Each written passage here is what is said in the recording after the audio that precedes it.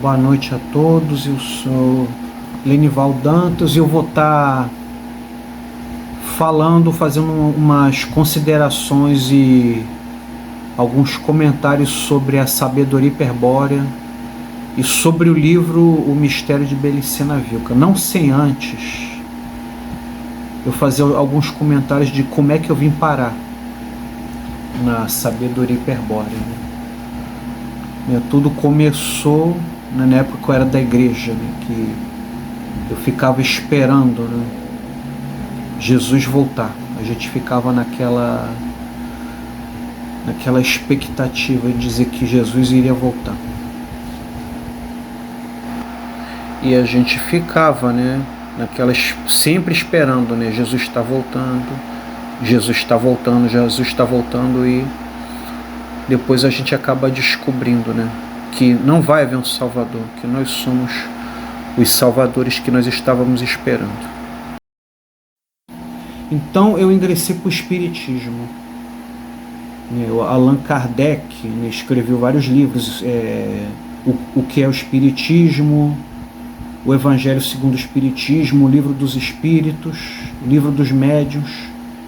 Então Allan Kardec era um homem que era considerado um homem à frente do tempo dele. Era um homem com muito conhecimento. O verdadeiro nome de Allan Kardec era Léon Rivail Denisard. Ele usava esse nome, Allan Kardec, devido a uma encarnação anterior dele. Então, depois eu vi uma entrevista com a doutora Jennifer Dosseli, né? A doutora Jennifer Dosseli, ela tem alguns livros publicados na Amazon, Por Dentro de uma Nave Extradimensional, Aldeia de Sírios e Cartas da Intraterra. Então, uma coisa que me chamou a atenção nessa entrevista da doutora Jennifer é que ela fala, em determinado momento, ela começa a questionar esse karma, esses senhores do karma, que a pessoa chega lá na colônia espiritual, é acusada por coisas que fez aqui, você matou alguém e tal, aí ela questionando que é um absurdo o que os senhores do karma fazem com as pessoas aqui na Terra. Vamos supor que você matou uma pessoa em legítima defesa. Se você matou alguém, ajude 5 pessoas a viver. Ela até em determinado momento ela fala, a corrupção subiu a escada dos céus. Na verdade, a corrupção sempre esteve lá. Então eu acabei conhecendo Yuri Maia,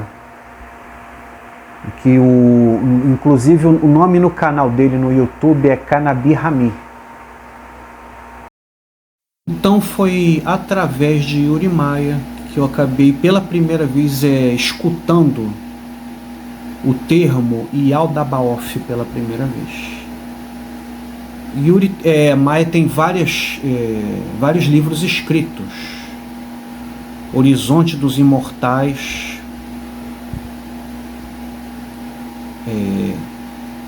Horizonte de Lira, MOS, que é Operações Multidimensionais do Sistema Solar.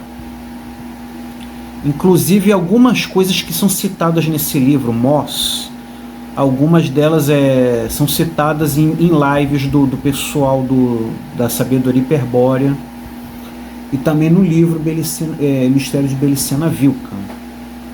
Ele cita Maria Orsink, que tentava canalizar a tal energia vril. Então eu estou fazendo o possível para tentar ligar uma coisa a outra. Então ele fala que Yaldabaoth, ele vive em uma autofagia, ele fica se autoalimentando. Então Yaldabaoth, ele se alimenta de todas as coisas ruins que acontecem nesse mundo, e ele é o criador deste mundo.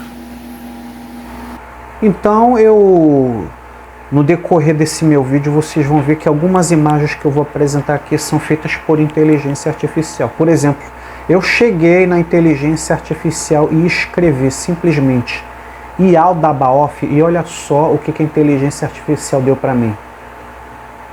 Olha aí olha a imagem que me deram, que a inteligência artificial me deu. Então, eu me deparei com um vídeo de um outro youtuber, né, chamado Lian Erelin, do canal Educação Consciencial, em que ele estava explicando um texto de Cameron Day, falando também, questionando os senhores do karma.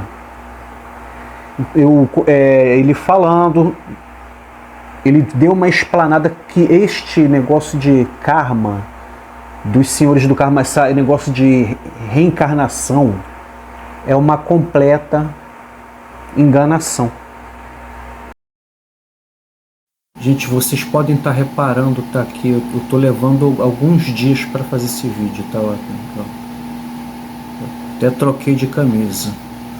Então, como eu estava falando, e voltando a citar Lian Erelin, a gente começou a falar sobre negócio de karma, sobre chegar lá no mundo espiritual, lá nas colônias espirituais, aí tem o pessoal do karma. Aí eu achava que o negócio era justo, mas a gente começa a questionar. De uns tempos para cá eu comecei a ver vários vídeos de outros youtubers começando a questionar as crenças, questionar essas religiões. Então é importante que haja esses questionamentos. Se o pessoal do espiritismo fica falando, tem que ficar reencarnando para evoluir. A impressão que eu comecei a ter é que a gente era programado para dar errado. Eles ficavam falando sobre bênção do esquecimento. Não. Você encarna aqui, tu não lembra de nada. Tu não lembra de nada do que tu prometeu lá em cima. Aí tem aquele filme Matrix, né, aquela cena épica que o Keanu Reeves, né, o Neo, está com o Lawrence Fishburne, né, o Morfeu, que eles começam a conversar, que as pessoas que estão dentro da Matrix vão fazer de tudo para defender ela. Porque os que saem da Matrix, e são os despertos, eles passam a ser um perigo para a Matrix. Que nós não somos nada mais, nada menos do que baterias para ficar alimentando, né, os arcontes, né, o Iyal Dabaoth, ou o Demiurgo. Esse que vocês estão vendo na foto é o rei Leopoldo II, da Bélgica. Ele foi o dono do Congo. As pessoas ficam falando que Mao Tse Tung foi terrível, que aquele outro ditador lá da antiga União Soviética, Stalin, foi terrível, mas esse homem aí foi um dos mais terríveis que já habitou na face da Terra. Gente, o que eu estou falando aqui não é a extrema verdade, não. As pessoas podem se sentir à vontade para ficar discordando de mim. Eu apenas estou falando fatos, coisas que eu tenho observado nesse mundo. Como eu estava falando antes, coisas até citadas por Lian Erelin no canal Educação Consciencial. Falando sobre faixa de frequência. Esse rei Leopoldo, ele tocou o terror no Congo. Os escravos que produziam pouco, ele mandava cortar o braço, mandava amputar, se não mandava matar. Esse homem foi um homem terrível. Depois o Congo virou lá uma república, mas ele foi o dono do Congo. Esse homem espalhou terror no Congo. Então a impressão que dá é que essas pessoas, esses caras que detêm cargos de poder, que fazem maldade, Parece que eles ganham com isso.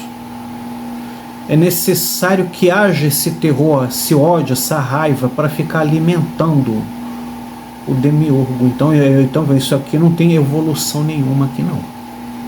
A impressão que dá é que o mal é recompensado aqui. Que as pessoas de bem servem de presa para os maus. Basta ver o que dá a impressão que dá é que o próprio mundo ele se retroalimenta. A gazela tem que ficar fugindo do tigre ou do leopardo. Aí a gazela é pega, aí gera energia lá para o demiurgo. Então, sem ficar enrolando muito, eu vou começar a falar a respeito do livro de Belicena Vilca e dos seus divulgadores. Então, esse aí é o livro O Mistério de Belicena Vilca, tá? E depois eu vou explicar como a pessoa tem que adquirir ele. Esse livro não é achado em nenhuma livraria, nenhuma loja virtual, nem edições Saraiva, não. Esse livro ele é artesanal. Ele tem que ser encomendado e ele é vendido a preço de custo. E a Ida Maria depois vou mostrar a foto dela, é uma das divulgadoras, é ela que traduziu para o português, do espanhol para o português, o livro. Então ninguém está lucrando com a venda desse livro. Aí, foi escrito por Nimrod o Felipe Moyano, é conhecido com o pseudônimo Nimrod de Rosário. Ele cooperou na época com o governo Menem e ele estudou mais de 5.000 livros para poder escrever essa série de livros aí que eu vou estar falando. O primeiro livro é esse, Mistério de Belicena Vilca. Então, o Nimrod de Rosário foi que escreveu ele. E um dos divulgadores lá da Argentina é o Pablo Santa Cruz de la Vega, que também é um dos divulgadores na língua espanhola, e quem começou a divulgar aqui no Brasil foi a Ida Maria, que vocês estão vendo aí na foto, que ela inclusive tem que encomendar com ela quem quiser comprar o livro, e o Fábio Lanzoni, que também é um dos divulgadores. Existem mais divulgadores, só que eu não consigo lembrar o nome de todo mundo. Quem quiser acessar o YouTube, eu vou tentar colocar aqui o link dos canais, né? Os Guerreiros Sábios e Denúncias SH, Sabedoria Hiperbórea. Só uma coisa que eu queria deixar bem claro aqui é que o Sabedoria Hiperbórea não é uma religião, não é uma filosofia de vida. Nem todo mundo vai acreditar. Não é fácil ler o livro é complexo. O segundo livro, A História Secreta de Tully Gesellschaft, é um pouco mais difícil, eu acredito, eu comecei a ler há pouco tempo, e eu acredito que o terceiro livro que eu vou ler, Fundamentos da Sabedoria Hiperbórea, é mais difícil ainda. Então não dá para ficar pulando etapas, a gente tem que ler o livro um por um, em série, primeiro, o segundo e o terceiro. E não vamos ficar dizendo por aí que nós estamos certos e os demais estão errados. A gente não vai ficar fazendo que nem aqueles pregadores que ficam no trem dizendo arrependam-se, Jesus é o caminho. A gente não vai fazer isso. Começa a se interessar quem quiser, nem todo mundo vai acreditar na gente. Eu comecei a ler, eu comecei a me identificar, falei, eu estou me identificando com essas respostas. Mas não vamos ficar debatendo com ninguém, tentando mostrar que o outro está errado. Ninguém da sabedoria hiperbórea vai fazer isso. A pessoa começa a assistir as lives. Assistir as lives do canal não é o suficiente, embora haja boas explicações, bons debates, mas tem que ler o livro. Aí eu quis montar esse vídeo baseado no livro, em tudo que eu vi antes, que eu começava a questionar. Gente, isso não está certo. O que move o mundo não são as respostas, são as perguntas. Então tem que ter paciência. Eu quis ler o livro capítulo por capítulo. Eu li o livro, eu demorei para ler o livro, para entender. Eu tinha que digerir cada capítulo. Eu li devagar, eu levei meses para ler esse livro. Então a gente está aqui para falar a respeito. Quem quiser seguir a gente, com certeza as portas vão estar abertas. Eu não faço parte das lives. Não sei se um dia eu vou ser chamado, não sei se eu vou ter tempo para isso, mas eu queria dar minha cooperação com esse vídeo. Não existe grandes youtubers.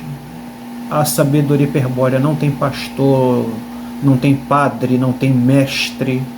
Só o Felipe Moiano, que era pontífice, mas ele não pleiteou por esse título, foi dado para ele por merecimento. Bom, então sem mais enrolação, vou começar a falar a respeito aqui do livro O Mistério de Belicena Vilca. O livro começa com Belicena Vilca chegando escoltada com alguns soldados do exército para o hospital, um hospital psiquiátrico que tem lá na Argentina.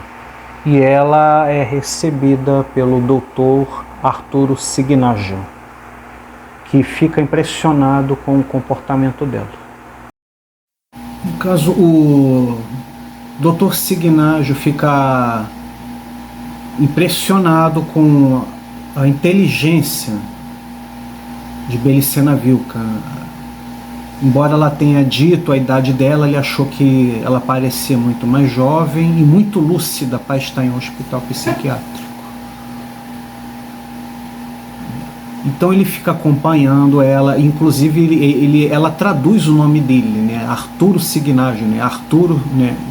Que significa urso, e Signaggio, que é garra vitoriosa, né? Então ele seria o urso da garra vitoriosa. Mas em um determinado momento, a Belicena Vilca amanhece morta no quarto do... E ele achou impossível isso, porque o quarto estava trancado do lado de fora. Como é que alguém poderia ter entrado naquele quarto? E foi encontrado, ela foi enforcada com uma tira feita com fita de cabelo. E tinha umas moedas também, o que de qualquer maneira parecia que os assassinos ou o assassino queria deixar pistas. Então ele ficou intrigado com aquilo, até que em um determinado momento ele recebeu um envelope com cartas. Então a Belicena Vilca, ela começa a contar uma história através daquelas cartas, como se estivesse falando com ele. Então esse livro ele tem 3 fases. Ele tem as cartas de Belicena Vilca, tem a aventura que o Dr. Arturo Signaggio começa a percorrer, porque ele vai atrás do tio dele, né, tio Kurt, que depois eu vou também falar do tio Kurt também. Quando o Dr. Arturo começou a ler as cartas, ele disse que teria sido melhor não ter pego esse envelope, porque depois que eu comecei a ler o conteúdo, quando eu comecei a ler as cartas, a minha vida virou de cabeça para baixo. Então ele começou a ler folha por folha, pacientemente, as cartas de Belicena Vilca. Então o Dr. Arturo lembrou de uma frase que a Belicena Vilca ficou falando nos corredores do hospital. Ela ficou falando no idioma não sei se foi, não lembro se foi Inca. Ela começou a falar uma frase e ele foi procurar um amigo dele, o professor Ramírez. E o professor Ramírez traduziu para ele, que significava se deslocar no tempo. Então o Dr. Arturo achou estranho o termo, porque ela usou o termo deslocar-se no tempo. E ela parecia estar preocupada. Entendeu? As pessoas que começarem a ler o livro de Belicena Vilca vão notar que parece que o livro ele veio para quebrar paradigmas. tudo que nós aprendemos na escola, nos livros de história, nos livros de geopolítica, parece que, principalmente nos livros de história, parece que contaram uma história errada para a gente. Os vilões que até então eram vilões, na verdade não eram vilões, eram os mocinhos da história. Começar por Medusa, né? A Medusa foi a deusa mais injustiçada do Olimpo, porque Zeus ficou de olho nela e a esposa de Zeus, que também era sua meia-irmã, castigou ela, dando essa aparência que ela tinha os cabelos, ao invés de cabelos ela tinha serpentes, e quem olhasse para Medusa viraria pedra. Mas Medusa também era conhecida também como Gorgona e também como Pirena. Então o livro cita o culto a deusa Pirena, que quem virar pedra não é algo ruim, muito pelo contrário, é algo bom, né? Tem até uma cidade lá na Grécia que tem o nome de Píreo, em homenagem a essa deusa, a deusa Pirena. Então começamos daí que quem tivesse o privilégio de olhar para Medusa poderia virar pedra, e virar pedra era algo de bom. Depois, nas cartas de Belicena viu que ela começa a falar de Navutã, que Navutã se prendeu à árvore do terror para poder se sacrificar para ajudar a humanidade, mas ele foi ajudado por Freia, porque ele estava quase morrendo. Então a gente conhece ele por Navutã, mas a gente sabe que tem uma história igual, que é o Odin, né, o pai de Thor, que ele se prendeu na árvore do terror, e ele até perdeu um olho, para ele conseguir adquirir conhecimento. Então Odin, Navutã, Vutã, então o mesmo Deus acaba tendo vários nomes. Então essa história de se prender na árvore do terror, essa história se espalhou por várias religiões de todo o mundo, inclusive na religião cristã, quando a religião cristã diz que Jesus Cristo morreu na cruz do Calvário. Então esse aí é o sacrifício verdadeiro. O pessoal fala do Cristo Atlante. Então Votã é o verdadeiro Cristo, né? O Cristo Atlante que se sacrificou na árvore do terror para trazer conhecimento à humanidade. Então houve um desenho que Zack Snyder fez, né? Crepúsculo dos Deuses, mostrando Odin encontrando Jesus, como se o cristianismo estivesse substituindo os deuses os deuses nórdicos.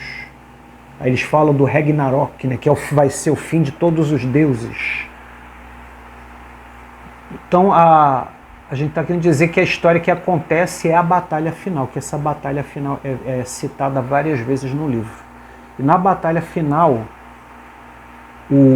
nós vamos prevalecer. Uma outra cena que acontece nas cartas de Belicena Vilca é que ela cita, quando a gente aprendeu na Bíblia que Nimrod ele queria construir a Torre de Babel e que ele queria chegar até os céus. Então a gente começa a ver que a história já não é bem assim. A história é diferente. Então Isa, a princesa Isa, ela se prepara, tem todo um preparo, ela entra num labirinto e ela chega a um determinado momento que ela se sacrifica para poder sair da terceira dimensão para a quarta dimensão. E ao chegar na quarta dimensão, ela se depara com o dragão Enlil. E ela chega, ela faz o dragão obedecer, ela faz um sinal, uma runa, e fala: você agora vai fazer o que eu estou mandando, você vai cumprir as minhas ordens a partir de agora. Ela precisava fazer aquilo. Então ela conseguiu montar em cima do dragão Enlil, e o dragão virou uma grande árvore que fez uma ligação entre a terra e os céus, para eles poderem chegar no umbral, para que Nimrod e o seu exército exército conseguissem chegar até Umbral. Quando Nimrod junto com seu exército chegam no Umbral, aparecem várias placas e vários avisos tentando convencer ele a desistir da luta. Fazem de tudo para que ele desista, mas ele foi lá e ele estava decidido a lutar. Ele sabia que ele iria lutar até a morte. Então ele se depara com o anjo Cocabiel.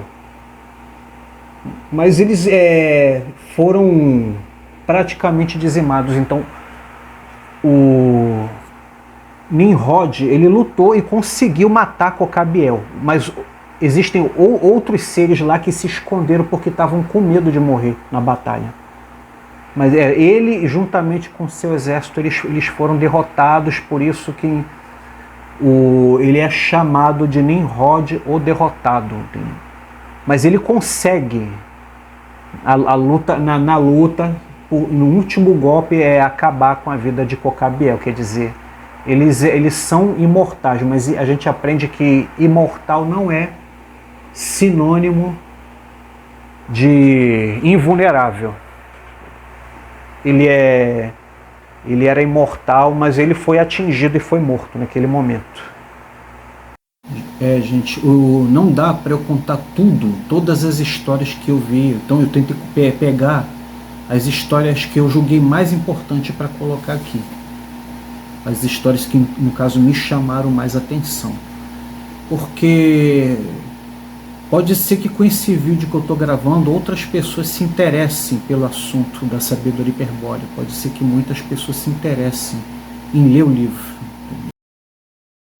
Muitos de vocês devem ter ouvido falar dos Cavaleiros Templários, né?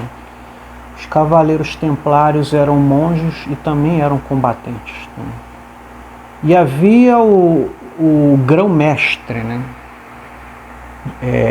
O grão-mestre Jacques de Molay. Ele era o grão-mestre dos Cavaleiros Templários. Os Cavaleiros Templários, eles formaram o que seria a primeira instituição financeira, o primeiro banco privado. Eles conseguiam guardar, eles tinham uma considerável soma em dinheiro, eles estavam juntando dinheiro porque eles tinham planos. Eles foram orientados por Bera e Birsa. Depois eu vou falar com mais detalhes de Bera e Birsa, que eram os reis de Sodoma e Gomorra. Na verdade, eles conseguiram a imortalidade oferecendo o povo de Sodoma e Gomorra como sacrifício, mas isso eu vou falar depois. Então Filipe o Belo, ele estava representando os hiperbóreos.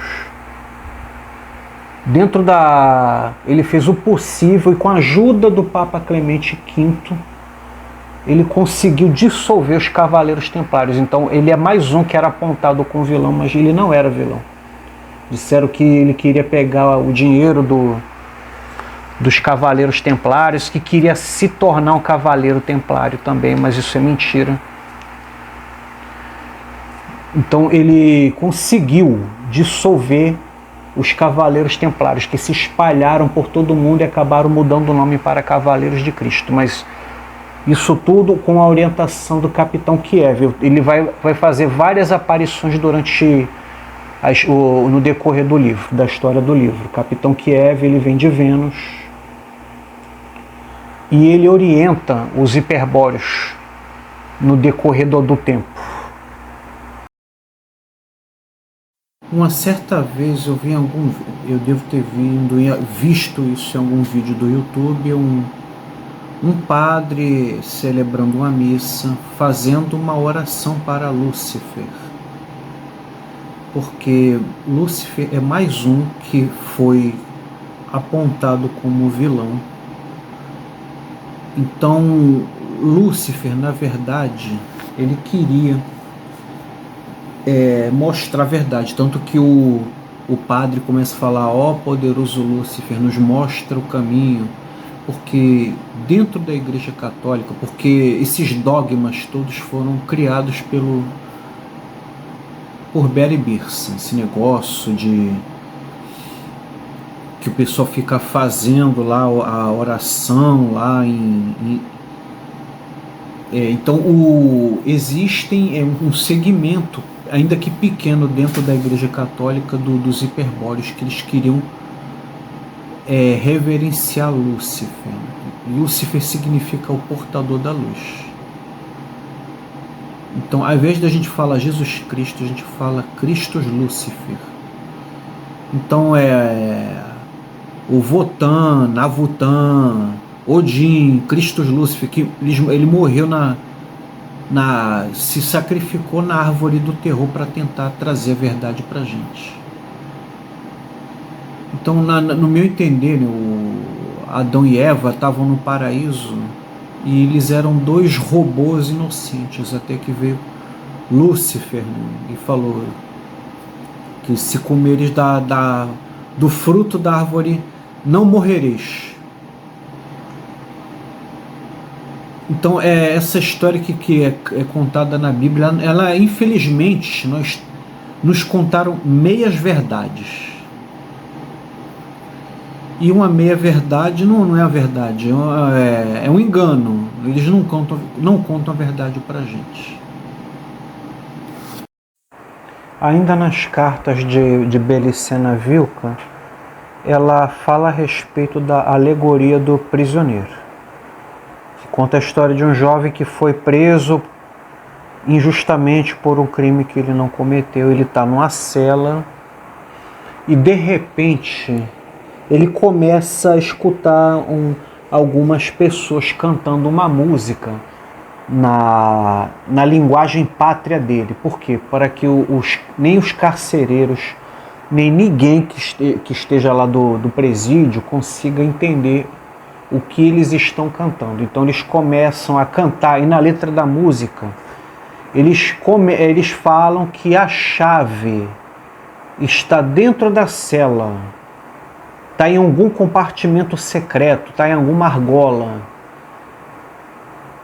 Então o jeito que ele pode conseguir para sair da cela está dentro da cela. Então isso também foi em um vídeo ou em algum lugar que eu li, que havia um comentário, né? Qual é o melhor lugar para se esconder uma chave do que dentro da própria cela? Ou qual o melhor lugar para se esconder a chave de uma cela, se não dentro do próprio prisioneiro? Então, o modo da gente conseguir sair dessa prisão está dentro de nós. As respostas estão dentro de nós. Eu mesmo estou tentando achar essas respostas. Não está sendo fácil. Eu estou praticando meditação. Eu me lembro até de um mago, né, que eu fiz uma consulta. Ele contou a história, falou a respeito de uma cantora, uma cantora judia, né, hebreia, que ela canta uma música que parece até que essa música ela foi censurada, que no decorrer da música ela conta tipo uma viagem que uma pessoa faz para dentro de si própria e que ela tenta descobrir respostas, e ela tem que passar por vários obstáculos, parecendo até aquela música da banda Ego Trip, Viagem ao Fundo do Ego, né? Que o protagonista ele faz uma viagem para dentro de si próprio, só que ele não consegue encontrar as respostas que ele procura, que ele retorna de mãos vazias. Então parece que esse negócio de viajar para dentro de si próprio não é fácil, mas também não é impossível. Eu mesmo estou tentando. Então, mais uma vez o Capitão Kiev aparece. Ele aparece para Belicena Vilca e pede. Ele aparece para Noio e Belicena Vilca. Noio é o filho da Belicena Vilca. E pede para que a espada sábia seja transportada para um lugar seguro, porque os olhos do Demiurgo estão em toda parte. Então era necessário que Noio pegasse a espada e escondesse, levasse para um lugar seguro, enquanto Belicena Vilca estivesse se deslocando para tentar chamar atenção para si própria, para que Noio ficasse seguro. Então, a Belicena Vilca não era uma pessoa qualquer, ela tinha habilidade de ir de um lugar para o outro, de pular de um lugar para o outro. De repente ela conseguia se teletransportar para tentar chamar atenção para si, até que em um determinado momento ela caiu em uma armadilha. Ela foi numa cafeteria, tomar um café, e o café estava com alguma droga que fez ela, retardou os poderes dela, né? E ela foi presa pelo exército argentino e foi conduzida para o hospital, onde ela conheceu o Dr. Arturo Signágio. Então aí a gente desvenda como que a Belicena viu que ela morreu. O Bera e Birsa abriram um portal dimensional dentro do quarto onde ela estava e atacaram ela e mataram ela. Quer dizer, todo esse conhecimento que está chegando para a gente, o pessoal lá, os caras, fizeram de tudo para que esse conhecimento não chegasse para a gente. Queriam fazer pano preto para a gente, como a gente fala aqui no Brasil. De repente, no futuro, eu vou ler um livro, a Antártica Extraterrestre, que conta a história do Felipe Moyano, Nimrod de Rosário, e a mãe dele, do dobrado que eles cortaram para conseguir trazer esse conhecimento para a gente.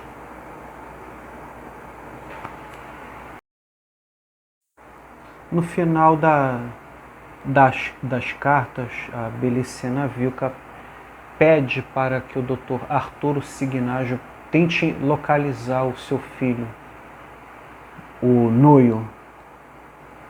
Então ele precisa de ajuda. Ele pede férias e primeiro vai conversar com a mãe, que ele lembra que havia um tio dele e que ele achou que esse tio dele poderia ajudá-lo a procurar o Noio, o tio Kurt. Então ele empreende uma viagem e consegue localizar o tio Kurt. Acontece um incidente lá que eu não posso ficar contando aqui, não posso dar spoiler, né? Mas o tio Kurt, ele tinha o conhecimento para poder ajudar o Dr. Arturo. O tio Kurt, ele fazia parte da Ordem Negra, né? Só vai saber quem for ler o livro. Eu não posso ficar citando muita coisa aqui, que senão o vídeo vai ser censurado por causa do conteúdo. Então o tio Kurt começa a falar da vida dele quando ele esteve na Ordem Negra. Inclusive ele mostra um exemplar do livro que eu vou citar aqui, o Fundamentos da Sabedoria Hiperbórea. E ele conta que ele também conseguiu um exemplar A História Secreta de Tully Gesellschaft, que foi mostrada para ele por um dos instrutores dele, quando ele era da Ordem Negra, que ele fazia parte do exército, e ele teve aula, ele fez estágio lá com um senhor que inclusive era da casa de Tarsis, né? Porque a Belicena Vilca era descendente da casa de Tarsis. Ela era descendente de Valentina de Tarsis e Pedro de Creta, que são citados nas cartas dela. Gente, é evidente que eu não vou conseguir resumir o livro todo. Estou fazendo uma resenha, fiz uns comentários, e eu não vou parar por aí. Eu vou ler outros livros, não necessariamente todos da sabedoria hiperbórea, mas todos aqueles questionamentos que até então eu ficava fazendo, como por exemplo, como é que Deus permite isso? Como é que Deus permite tanta injustiça? Agora eu não fico mais me fazendo essas perguntas. Eu posso, tipo, que descrever que eu fiquei desiludido, né? Que eu sempre escutava aquela frase, né? Fulano foi desenganado pelos médicos, não sei o quê. Então eu fui desiludido. Porque antes, quando eu era da igreja evangélica, eu ficava lá, Jesus está voltando, Jesus está voltando, Jesus está voltando. E não volta, ele não vai voltar, ele não vai vir. Eu fui desenganado. Aí eu entrei pro espiritismo, não, tal, que a gente tem que ficar encarnando para evoluir. Falei, tá. Eu até acabei não citando um rapaz chamado Morel, que ele tinha um canal chamado Questionando Crenças, que ele fazia parte do espiritismo, mas ele começou a questionar. Falei, mas vem cá, por que Deus permite tanta maldade? O cara fez mal para a menina, matou a menina, e aí? Não, aí ele vai encarnar como menina para ele sofrer esse mal, tá? Mas e aí? E o cara que fez? Vai parecer aquela dívida de agiota que tu nunca paga. Né? Como eu tinha falado antes, né? Da tal rodinha de hamster. Que tu fica rodando, tu nunca chega a lugar nenhum. Então eu creio que o caminho correto o caminho é para sair daqui. Porque, por exemplo, o comandante Kiev, o pessoal chama de Víria. Existem os Vírias traidores e os Vírias tem os traidores e aqueles que nos ajudam. Então o capitão Kiev, ele é um Víria sincero, um Víria que veio para ajudar, para tentar mostrar para a gente o caminho, para a gente sair daqui.